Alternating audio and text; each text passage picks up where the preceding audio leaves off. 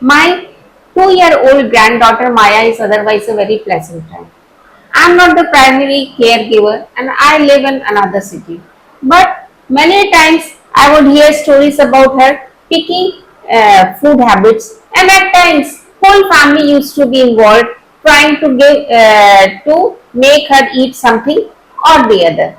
I, being the grandmother and the pediatrician, I used to always worry about her growth rate and nutritional requirement. So I thought I will make a video on the fussy eating behavior of the child, which sometimes becomes a very terrible experience for new inexperienced parents.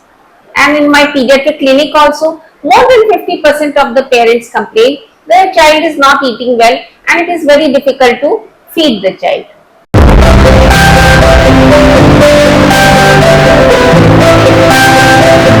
As I always mention in all my videos, that prevention is always better than cure. Now you will ask, what is there to prevent in this? There is.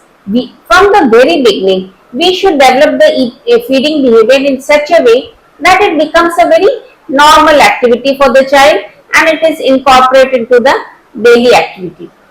It should be done in a very playful manner and child should not feel that we are trying to discipline him or her.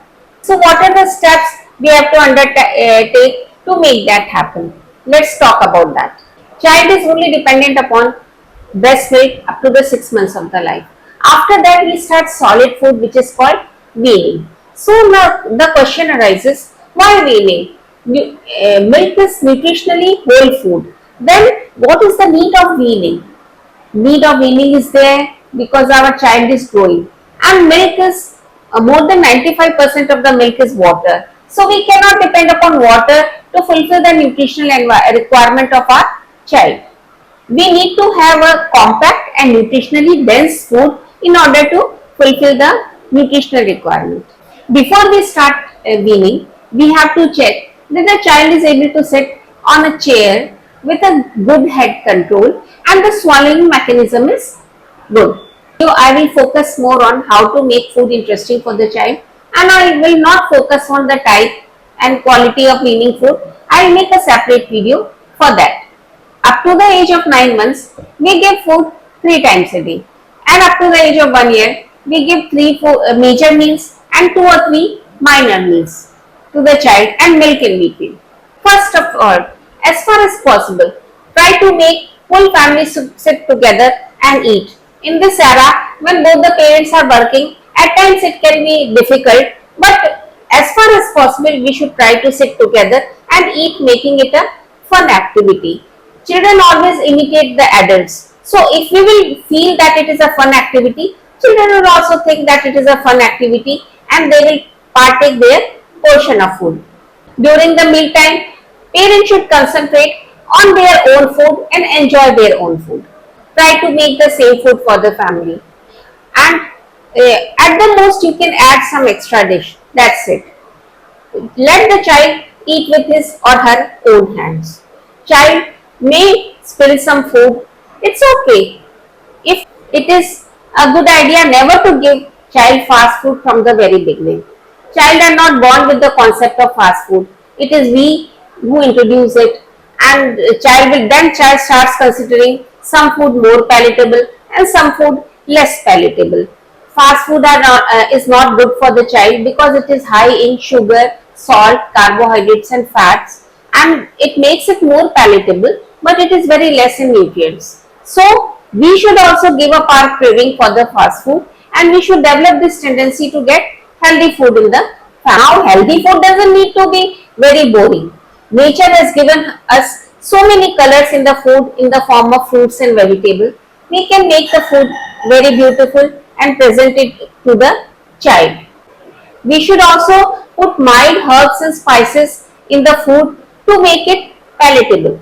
We can be more innovative with the food. We can cut the food into different shapes like animal shapes or different square or rectangle and all that so that it becomes a novelty for the child. We have to decide what we serve to the child and child has to decide what the child is going to eat. We cannot do the role reversal. Let the hunger decide what the child is going to eat. Suppose child has had a heavy breakfast, then then you would like to skip a meal. Even when we have a heavy breakfast or some heavy lunch, we try to skip another meal. So same is the child, and the child's capacity of stomach is generally very small. So it's okay. We should not make a fuss about it, and we should give the food in the at the next meal time to the child. Don't give anything in between milk, not even milk or juice except water. We can only offer water between two meal times.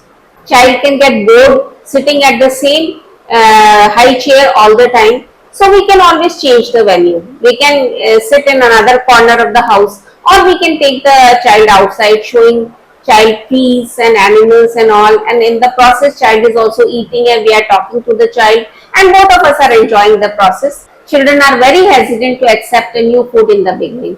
Child may reject a food 12 to 13 times before accepting it. So it's okay. You can present the child food to the child, and at the same time you can sit and you can relish the food. Child rejects it or accepts it. Both are fine. So, but keep on offering the child the same food again and again, and after some times child will become familiar with the food and child will start accepting that food. Don't go on repeating the same food to the child every day. Be innovative with the food of the child. Make the plate beautiful and then offer it to the child. Never make mealtime a stressful experience, because stress releases the hormone adrenaline, and that further reduces the appetite of the child. Sometimes if you feel that child is not eating properly, you can chart the weight and height of the child on the growth chart. If child is growing properly, it's okay. Don't worry much about it.